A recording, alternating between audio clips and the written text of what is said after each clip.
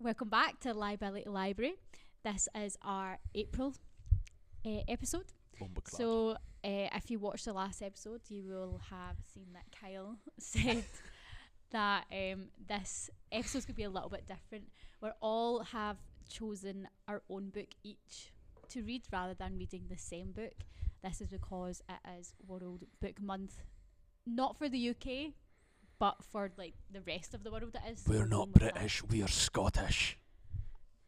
I am British. Alright, okay, you. Loser.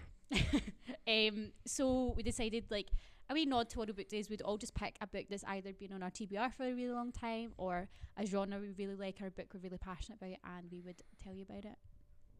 So yeah, I think Ella is going to go first. Excellent. Hi. so oh god, this is horrible. Like all of a sudden, Yeah. Ella's next. So I read Lessons in Chemistry by Bonnie Garmis. Let's get this blurb. Yeah, let's. Yes, let's. Me and my improv class. Uh-oh. The glasses are here. They're out. Uh-oh. Finally, how many episode 8 it took? Let's not do that. What's really bad is I can't read off the blue. Yeah, I was That's- literally looking at that cover and I was like, oh, you picked a bad cover. I cannot. Okay, right. Let's give it. Like that's quite a horrible background for a dyslexic, eh? So Too I dark. use blue. Oh, do you? Yeah. I'm a So you pig. can read quarter of it. Yeah.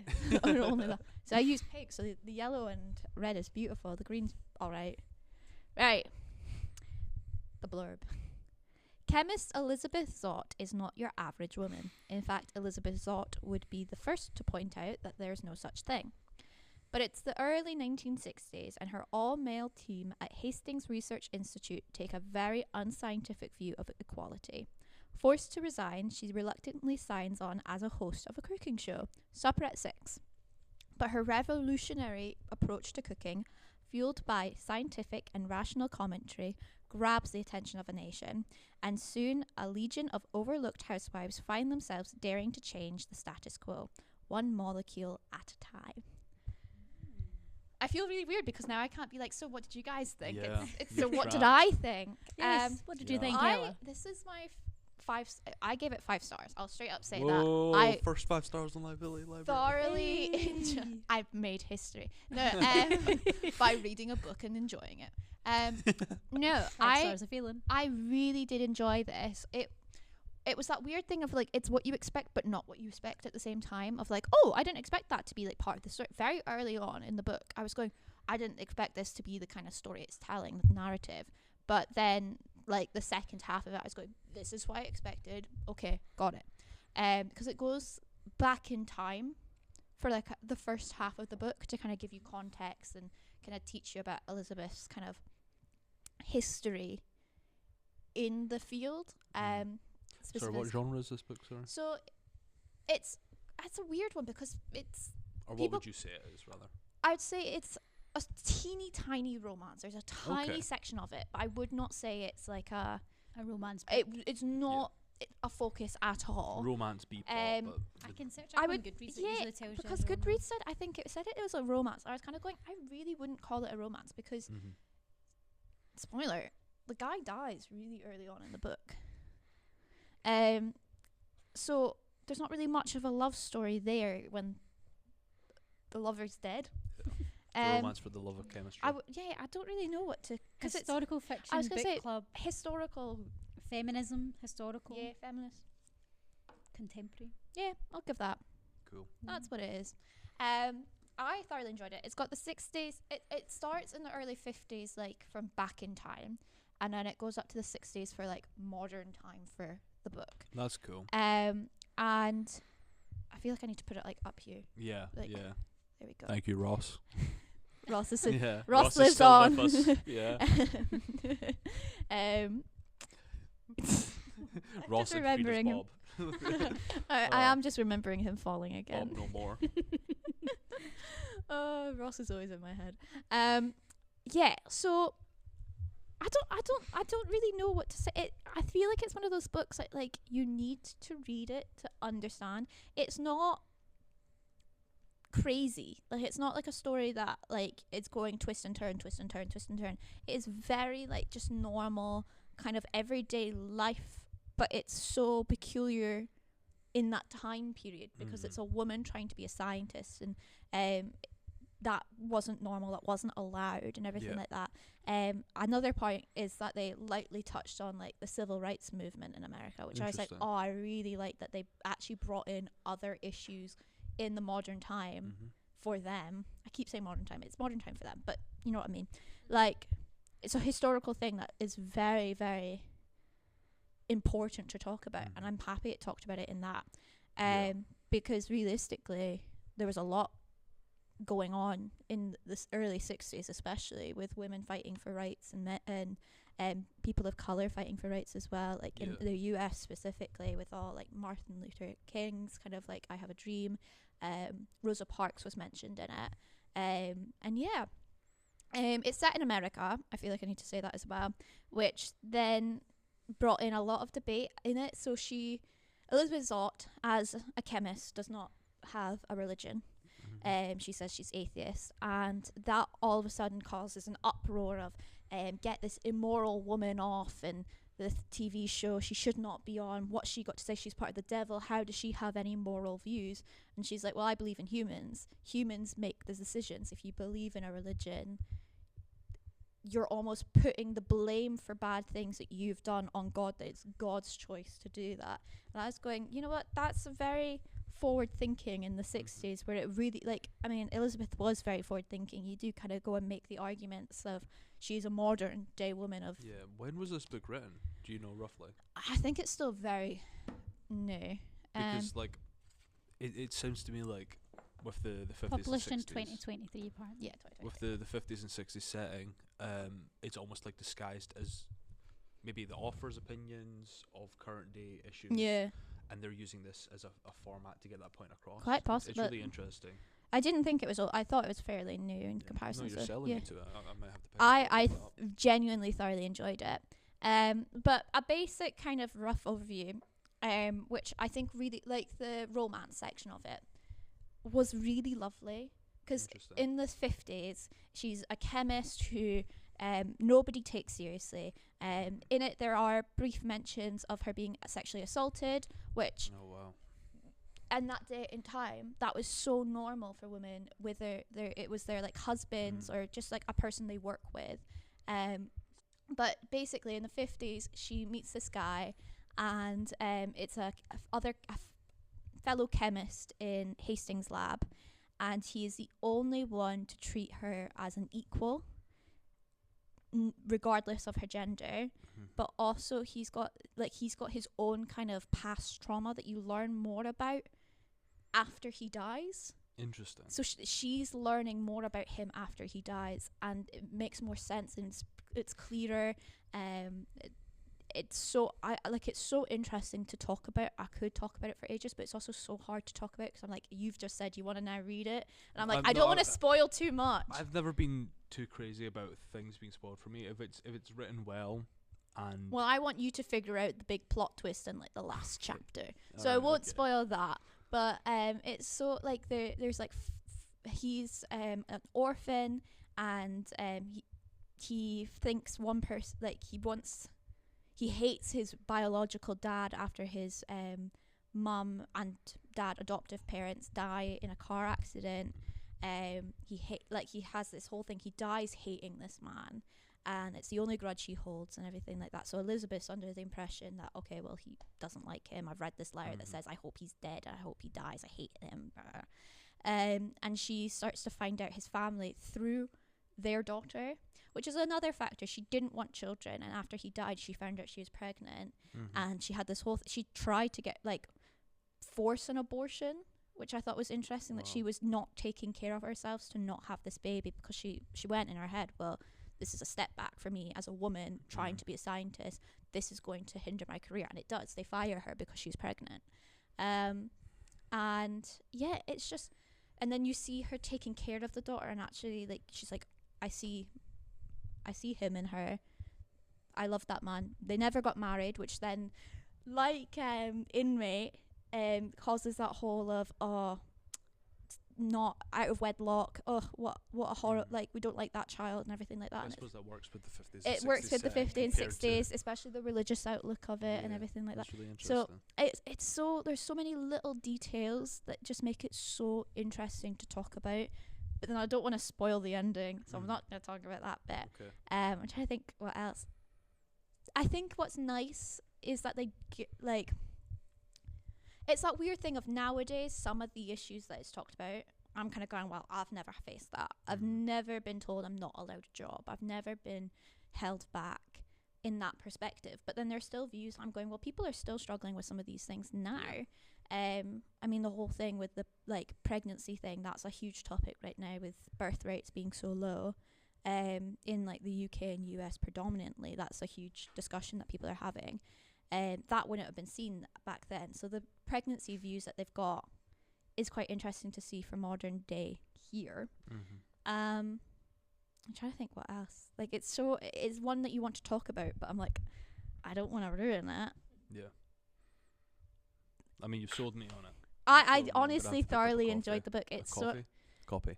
I read it in 3 days, but like, what, Monday I did a reading log for you just in case you wanted to post, but I'm not reading anything else this week. Thank you. I think I read like 66 pages on Monday, but I was like, I'm so tired, I don't want to read anymore because I won't pick it up. Tuesday, I read about like 80 pages, and again, so tired, I was like, I need to go to bed. Then yesterday I read 236 pages, 236 pages, and I was whizzing through it, and I was like, oh, why did I wait? I could have read this. I would have stayed up all night. And I was like, that's maybe why I shouldn't have read it all. But yeah, it's one person taking a chance on someone could change their entire life. And that is the whole, like, that is the main point. If it wasn't for Calvin, the story wouldn't have happened, because Elizabeth A wouldn't have had her daughter, and if she didn't have her daughter, she wouldn't have gotten a job on the daytime television programs for Supper at 6. And if she hadn't had that, well, then people wouldn't have learned that her research had been stolen by men, and they had taken all the credit after she had been sacked. They would have never. It's like a really interesting butterfly effect. It is that weird thing of like, well, the one thing she didn't want, there's two things she made very clear she didn't want. She didn't want to get married. Well, she didn't. So that's fine. That had repercussions, because then she couldn't go through any of his belongings after he died, because she wasn't next of kin. So she wasn't able to see so much of his life that then was hidden from her for years. Yeah. And she didn't want to have children because she knew that would be her setback. She got pregnant. Even after she'd been like, I was so careful, like I used scientific knowledge of protection and everything like that. And even then it failed her, which, I mean, shows modern day that's still the case. And that was a positive for her. That at the time it was probably really, really negative, her being pregnant and then her having a baby. You see her struggling. But then the child's what opens up so much for her career-wise. And yeah, honestly, it captivated me the whole time. I was thoroughly enjoying it. It's obviously, if it's published in 2023, you would still see parallels in modern day. Otherwise, it wouldn't be worth writing. Yeah, it would make sense. But yeah, I just thoroughly enjoyed it. I don't know how else to explain it. I feel like I've said what needed to be said. Well, it's quite high rated. It's 4.28 stars. People after I read all the reviews, and people are like, it's just brilliant. There is a TV show on Apple TV, and now I really want to watch it. Yeah. But I don't have Apple TV. Yeah. Brie Larson plays Elizabeth Zott. Cool. And then I don't know the actor's name. Oh, he plays Stuart in Big Bang Theory. He plays the producer. And that's all I know. But yeah, I gave it 5 stars. I thoroughly enjoyed it. I feel like I've yapped about everything but nothing, because I can't spoil the book. It's hard. I think it's hard. Like, you're the first one up, but it's also hard because you're not bouncing off anyone. Like, I feel like that's another thing. Like, I sometimes make points that I haven't made in my head because I've bounced off someone else's point. I'm like, oh yeah. And another thing.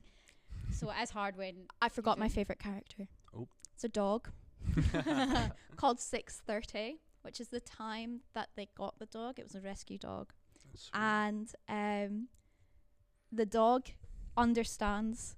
I think it's like up to like 800 words by the end of the book. Wow. And can like respond to what Elizabeth and Madeline and all the people in the area, what they're saying. The dog will be like, I agree, let's go for a walk, or let's go do this, let's do that. And like he helps out the family take care of Madeline. It's such a and then you get to see the dog's perspective, like point of view of Elizabeth's a bit of a mess, so I protect Madeline sometimes because Elizabeth leaves beakers on the end of the table. I love this dog. It's so funny. That's really good. Yeah. 630 is my favorite. Very It's a good. very lovable dog. Hello. We've changed seats. Yeah. Surprise. How did that happen? Talk about a jump cut. Oh, we didn't do like a little like. No. Yeah. So my book, bit of a shorter read, but it was very dense. It was really interesting. I read Richard Matheson's I Am Legend, which has been on my shelf for about it's been on my shelf for like 6 to 8 months. That's actually not that long. Yeah, I've been actively trying to work through it. I think I've only got I'm 2/3 of the way through my full bookshelf, Wow. which is I just keep adding. I Yeah. read one book and I've buy told 10. myself I'm not allowed to do that anymore, so I've been working through as much as I can. At least you have willpower. Well, yeah. But yeah, Richard Matheson's I Am Legend. So I'll give you the blurb. I've not done the blurb in a long time. I know yours was one of the Yeah. first episodes, and that actually been it. It was Stolen Tongues, Stolen Tongues and Yeah. Twisted and and then And One Dark Window. yeah. So oh boy. Okay. Got my glasses. No, I'll be okay. Thank you. Okay. Robert Neville is the last living man on Earth, but he is not alone. Every other man, woman, and child on the planet has become a vampire, and they are hungry for Neville's blood. By day, he is the hunter, stalking the undead through the ruins of civilization. By night, he barricades himself in his home and prays for the dawn. How long can one man survive like this? This book, my oh my. So a lot of you, I think, hear the title I Am Legend. There was a film adaptation of this with Will Smith in, I think it was, I want to say 2006. Probably 2006, roughly. I'm normally pretty good with stuff like that, but Fact check him now. in my head it's like either 2006 or 2008. I'm going to say 2006. 2007. Oh. Boy, oh boy. I think the film is good, but the book just is so much better. Sorry. You're good. Just laughing at it. Keep going, tell me.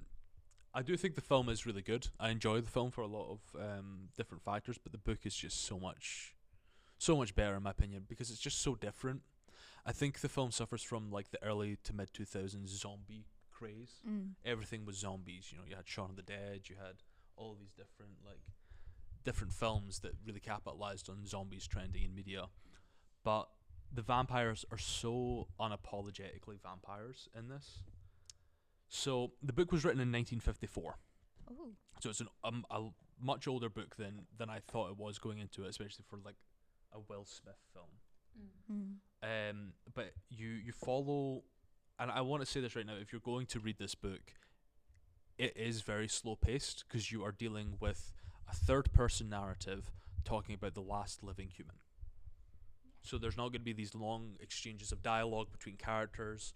You do get that to some degree, but a lot of this book is just about the human will to survive. But then there's a really, really interesting twist on that. So you go into it, and you're already a few months into this world-ending disaster where Robert is living at home alone. He's boarded up his windows. He's growing garlic in his garden. He's putting garlic clothes on his windows. He's got mirrors and crosses surrounding the building. He's burnt his neighbouring houses down so that they can't like get on his roof or anything. And it's just, it spends like the first 50 to 60 pages making you feel for the guy. You really care about Robert really early on because of how monotonous his life is, because he has a very boring day when the sun's up, and then when the sun goes down, every vampire in his radius who's aware of his existence comes to his street and beckons him with countless different methods to try and get him outside to join their vampire hive. So his neighbor, what's his neighbor's name? Can't remember his neighbor's name, but he's just like, "Come on out, Neville," just shouting his name, or they like throw rocks at his house to try and get him out. And then because he's got a peephole that he looks through to see who's all there or how many there are, and like women are like trying to like seduce him from outside, being like, "Come on out." Did they try boombox? No, not quite. But they try all of these different sort of methods to try and get to him, and it doesn't work. But what's so interesting is you root for Neville. You want Neville to live because his whole purpose is, I will restore humanity one way or another. I will find a way to have a cure. I will rid the world of this plague of vampires that are these creatures of myth, these legends that have taken over the earth. I have to restore humanity because I am the last human. And that's basically his goal. He wants to, with his own will, human will, he wants to restore humanity. So you get these sections of him studying the vampire, kidnapping different vampires, and like doing experiments on them to get a greater understanding of like what's caused this to occur, and all of these different things. You get these long sections where during the day he'll look for where the vampires are hiding in the dark corners of the streets and stuff, and he'll just kill them like relentlessly, regardless of if they look like a man, woman, or child. He will kill them all because he views them as these disgusting creatures that have taken the earth that he loved so much. But as the book goes on, the vampires start to adapt. So he starts to see weirder things. Like they start moving in much more like strategic ways. And he's a bit weirded out by that. And then I'm going to skip over I need to preface this. If you've seen the film or if you have read the book, I will skip over the dog section, because the dog section in both forms of media breaks my heart. It breaks my heart. It is brutal. The Will Smith one breaks my heart for a completely different reason, but in the book, it's also horrible. So I'll skip over that.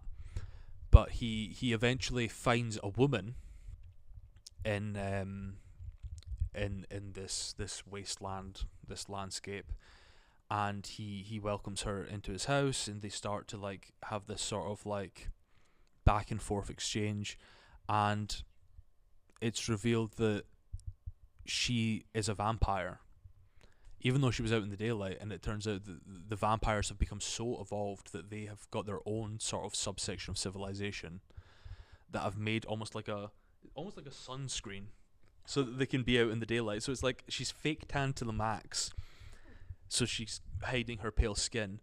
But then you find out that she's been sent to spy on Neville, not to kill him, because she's there for a while. She never kills him though. But when he finds out that she's a vampire, she bashes his head with like a hammer and leaves. She leaves him alive and leaves him a note. The book's split into 4 sections, and the first 3 sections are like progressively him getting more and more helpless as the months go on. But then the final part takes place 3 years from where the book started, and by that point, the vampire civilization has fully inherited the earth. They have their own jobs and buildings and architecture. They've completely inherited the earth, and Neville is the last human. He is the last one, and the vampire police force or law enforcement finally capture him and plan to have him publicly executed. And we normally don't do this, but I might cut this out if it doesn't make sense. What is it, a quote? A new terror is born in death, a new superstition entering the fortress of forever. I am legend. And what's so interesting to me is because this book was written in 1954, and you root for Robert Neville as your protagonist for 145 pages. It's a very short book. It's 160 pages or so. You root for him for so long, wanting to restore humanity. And in that final sort of section, you realise that society and the Earth's culture has moved on without him. And what was, in his mind, nothing but superstition and creatures and legends is not true anymore, and that by him being the last human, he is the vampire's superstition. He is what goes bump in the night. He is this thing, this daywalker who will snatch you up and kill you and take you away from your family. And he became the legend that the new society fears. And I just think that's so powerful, because if you get so rooted in your own opinions with no way of sort of looking at the facts and being open to change your mind about something, then society will move on without you, and you will be the villain who couldn't move on. And I think having that book be written so long ago and have people with such bigoted ways, even now, they're so stubborn in their views that they view different cultures and different groups of people as the villain, because that's the way they were brought up, that's the way it was always been for them. But they have the choice to make the change, and they refuse to. They will become the villain that they feared. And I think that's such a powerful narrative to have this book, because that is your protagonist, the one that you're rooting for throughout the story, and then you realise that no, he's the villain by the end. And I just think that's such a wonderfully poetic end to the story. And that's pretty much where I am with I Am Legend. So I rated this book 4 out of 5 stars. Nice. I do think that it had some slow parts, some dated language, shall we say. Okay. Which, it's very inexcusable, but I was able to be mature about it and just sort of put that to the side. But I understand its involvement. I also understand how unnecessary it is. But it is a book that I would recommend if you're looking for a shorter read that, a Will Smith adaptation can't quite capture. So yeah, 4 out of 5 stars for me. Nice. Great. I think that's the highest you've ever rated a Yeah, book. I really That's good, really yeah. enjoyed it. Really, Kyle really needs enjoyed to pick more of his books. We only picked Stolen Well, Tongues. let's not bring up Stolen Tongues. Let's Oh not. yeah. To be fair, One Dark Window and Sophie and I quite enjoy the series. Yeah, The sequel. the squeakquel. Well, the chipmunks show up. I love the chipmunks. Can't tell by the way I use my walk, I'm a cheese ball man. That's enough of that. Right. Decided to read The Girl on the Train. This is a book that's been on my TBR for quite a while, actually. More than 2 years, I think. Wow. I know. I got it from charity shop, so it's a little bit wrecked. Some sticker marks on it. But this was such a good book. Yeah, I will read the blurb before getting to it. go for it. Okay. Every day the same until today. Rachel catches the same commuter train every morning. She knows it will wait at the same signal each time, overlooking a row of back gardens. She's even started to feel like she knows the people who live in one of the houses. Their life, as she sees it, is perfect. If only Rachel could be that happy. And then she sees something shocking, and in one moment everything changes. Now Rachel has a chance to become part of the life she's only watched from afar. Now they'll see she's much more than just a girl on a train. Now, one thing that I think confused me, I hated it, and I think I hated that they did this. On the back of the book here, you've got like people like little comments or reviews. So you've got like the Daily Mail, Stephen King, and one of them says my vote for unreliable narrator of the year. Which to me, then I was like, well, the whole book is spoiled. Yeah. Yeah. Because and I read that before I even started the book, and I was like, because now I'm what I thought before I haven't read it. I was like, now I know Not to trust them. not to trust them, but now I know. I was like, it's a murder mystery. It's like now I know it's most likely going to be this person. Mm. So it then made me like question every single thing that she was doing, which I don't think I would have been doing if I hadn't read that comment. Yeah, Yeah. it's quite a spoiler. Yeah, like because basically the main character Rachel is told mostly from her perspective. It flips between the girl that's murdered, like her lead up to her death, and another character very slightly, but it's told mainly from this girl Rachel, and Rachel is an alcoholic, and that's why she's unreliable, because she when she drinks too heavily she can't make memories because she's not got the ability to do that anymore, so she can't remember things. So on the night of the disappearance of the character Megan, I'm sure her name is, she had been outside of the street, and she couldn't remember anything. She couldn't remember what she'd done. Now, what happens in this book is the street that she's looking onto from her train, she actually used to live on that street a few houses down with her ex-husband, who now lives there with his new wife and baby. So she became an alcoholic after that all happened to her. And then she starts saying, like, this character, who in her head she doesn't call her Megan, I can't remember what she calls her. She calls her another. She calls them characters, like her and her husband. She's like, oh, I know them. Like, she really felt like she knew these people's lives. And one day she sees Megan cheating on her husband with another man, and then a few days later she goes missing, and she feels like the most important thing she can do right now is tell the police that she saw this. So she is a suspect right at the start of the book, because her ex-husband also tells the police that she was on the street that night because she had went there to see him. So she gets pulled into the investigation, and they clearly know from the start that she's an alcoholic, she's untrustworthy, but they don't see her as a threat. They're like, you're clearly a scorned woman, want your husband back. Like, you had nothing to do with this woman. It just so happens that you were on the same street. But basically, Rachel starts to infiltrate herself into the investigation. She goes to the police multiple times to tell about who she saw, what she saw, and then she starts to contact the husband of the woman who was killed, and because she feels like it's her place to tell him that she had been cheating on him.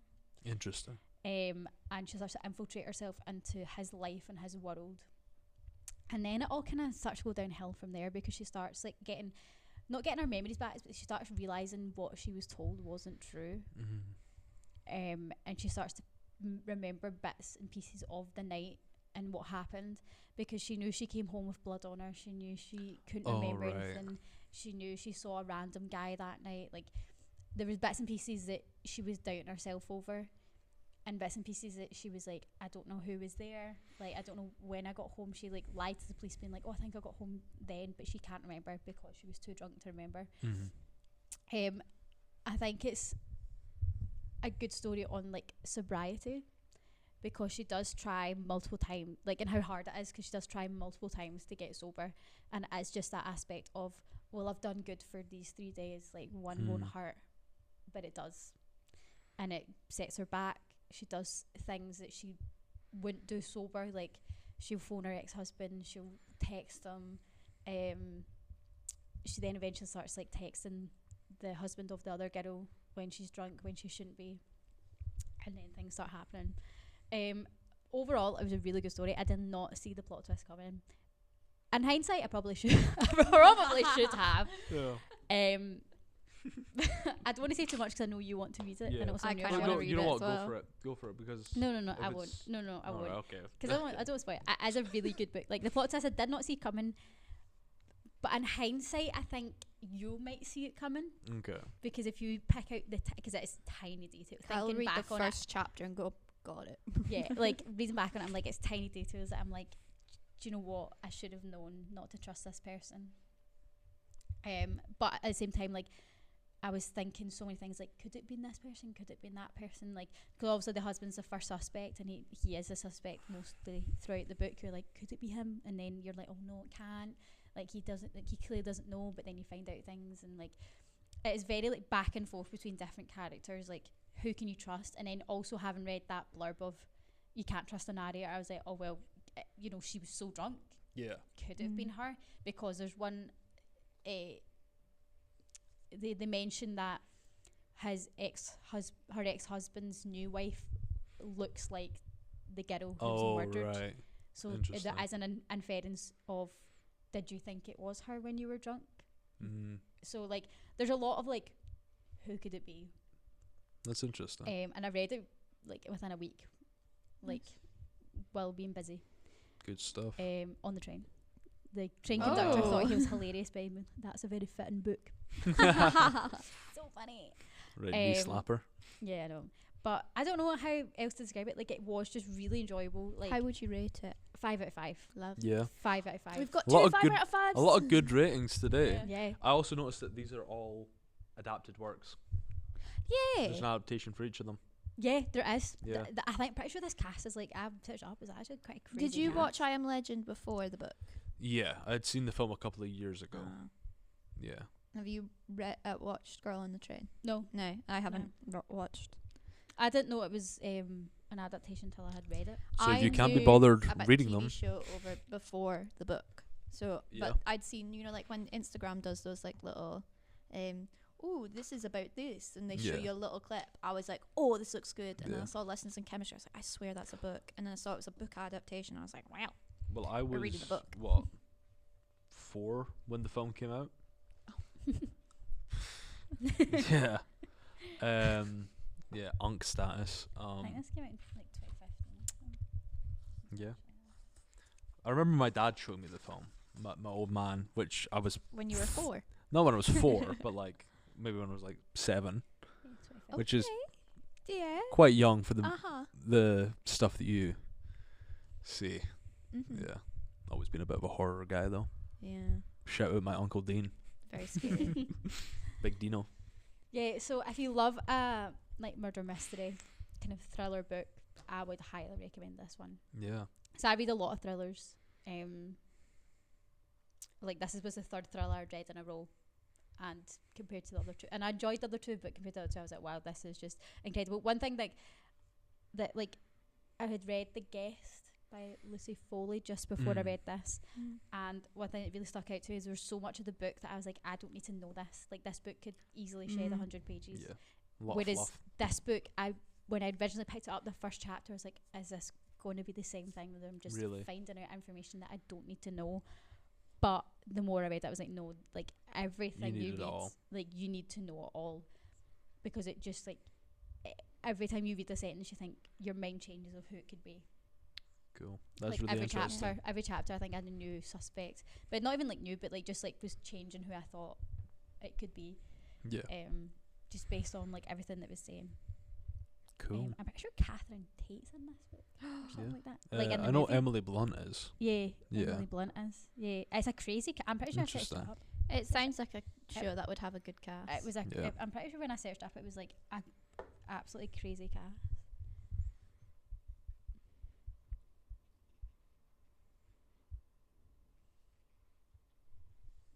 Yeah, so Emily Blunt's Rachel, the main girl. Oh, wow, a lot of good actors here. Yeah. Then Lisa Kudrow, Yeah, Luke Evans. Laura Gaston. Prepon. Wow. Maybe Catherine Tate, isn't it? Maybe I just made that up. I think I just made that up. I Some think I was cast mixing up though. with her. Yeah. Very good. Yeah. Yeah. Cool. I love how silent we are right now, just looking at Yeah. Yeah. Very good cast. No, very good. So we've got 2 5s and a 4. Yes, Take that with what you will, There we go. Yeah. This was a fun episode because it was like we got to get some recommendations as well as our own review. Mm-hmm. I think also we've had such a, I mean, we've said this now, I think 3 episodes in a row. We've had such a busy, like, uni life. Yeah, it's starting to That be able to take the foot Being off the able gas to a wee pick bit. a book that You wanted to read is so much easier, because then almost you know you're going to like it Yeah. more. Whereas if it was, like, one of our suggestions and it's like, Stolen book you- tongues. No, but like it's a genre you wouldn't read. Like for example, I'm not really a horror person. It would be harder for me to read it because I know I'm not going to be as invested as I would be with a book like this. Yeah. So it was nice to be able to pick something that we all are individually interested in, and almost try and like sell it to each other. Yeah, that was Because that's a fun That's aspect kind of of it. like how we almost started the podcast in the first place. Yeah. We sat Yeah. in a class and we yapped about books while Mhm. everybody else was doing Was doing the rehearsals. work. We were sitting in the back yapping about, oh, well, I've read this book. What did you think about it? I really liked it. Yeah. So I kind of like that we've almost gone back to the beginning of Mhm. how this The root. actually started. The root No, of this it was all. a fun way The butterfly to effect. do it. But it's all over now Yeah, we're going to go back to because we're back to the spinning wheel. If you like this, though, we could maybe bring it. Yeah, we could do it I as like think a Even if it's not like a month thing, it's just it could be what like a else have we seasonal read? thing. A Yeah. book we recommend that we've just read. Yeah. But the thing is, like, we're going to be leaving uni. crazy business. But we're going to be done uni 29 in the days. next month. Yeah, next month. Sorry. 29 days. I'm just Um, remembering everything I still need to do. I'm like, The oh list. god, 29, lock in. I know. So we've still got, we've only got a month left. So after that, we're going. To be fair, I'm in the fringe this year, but we're going to have like a lot of time until we get a job. So like we're going to be reading our own books like the months I other hope than I know Yeah. other than the book for the podcast. So Yeah. there's no harm in the fact that every month if we've read other books we want to Yeah. sit and talk about. As I was saying, I think it is a Time for good the idea because then it's more books that you guys are keen about that you might not have thought to pick up. Because I wouldn't have thought to pick up this one, but like No, the more I'm you're quite talking about it, I interested. was like, oh, that's quite interesting. Yeah. I suggested that for October. I Did remember- you? Yeah. Yeah, I think I remember said it. Girl on train. Girl on Because train. that's what Girl you'd written on the on wheel. train. Because I forgot what I'd picked. I and think I I just probably went, told you to pick it. girl on train. And I was like, yes, that's what I've chosen. That's a sly move, trying to get your own TBRs and other people's choices. I know when Ella's like, oh, I We don't know could what to pick. maybe I'm we like, well, this you for the can pick this podcast. To be one. fair, I did that again today. I did go pick what you want. Yeah. Right, Right. okay. Should we So go through our suggestions? Sophie's choice. Let's hope yes. Sophie gets well. You know what? I hope it isn't because that's this hilarious. is what, episode 8? yeah, Yeah. so it'll be. So the next episode's 9. episode 9. Oh my Out of God. 9 episodes, surely I need to have one. Statistically, that's impossible. I mean, you should have That's just given so me funny. which one you wanted, and maybe it's more likely to. No, have been but I chosen. don't want you to pick the one I want. I just want to win. Oh, Yeah. Okay. I don't like Well, losing. that's maybe why you don't. Oh, shut up. Right. Let's Right, get what into our did we all pick? suggestions. I don't even know what I picked. What did you pick? I picked Haven't Killed in Years and The Final Hunt. I picked The Thursday Murder Club and Not Quite Dead Yet. And I picked Shady Hollow and The Last Heir to Blackwood Library. So we should probably clarify that next month is a murder mystery. Oh, A murder Murd- mystery May. Mystery May. Yeah, or- Mystery Me, Yeah, like a We thriller. like our sort of alliteration. which is Murder McFadden theme. March, Mystery May, Free Choice April. Anything April. There, I was gonna there add we that. go. Check that. June. out. What could we do June? I was saying July should be Um, a birthday book. What a Yeah, book we that's listen on fair. birthday. Yeah, about a birthday party or Or something. like a character that shares our birthday or something. Or Got to get ready for her anger. You have a mic stand again.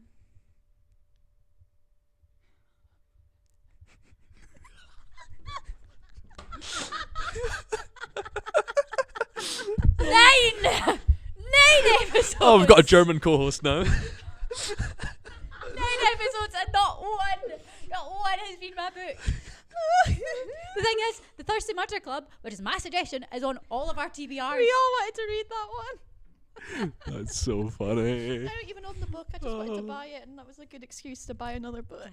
Guys, I hope this is a shit book. Better luck next I hope this is an incredible book, and we all like fucking destroy you for Okay, picking it. yeah, well, you know, there's a difference between a bad book and no book at all. So let's just leave it at that. I'm Imagine so annoyed. Sophie picks the book the day Sophie's book gets chosen. It's It's the one terrible. we like go. It's you the know worst. what? We One prefer star. We prefer Stolen Tongues.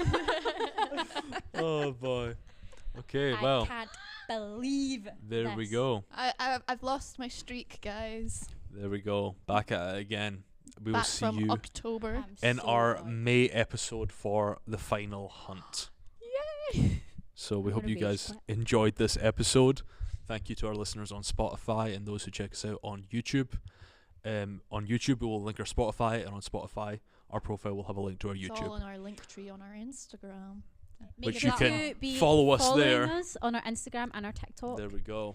We do like to clip wee bits of our episodes put on TikTok to entice you guys to watch. Absolutely. But that's a wrap for this episode, and we will see you in the month of May.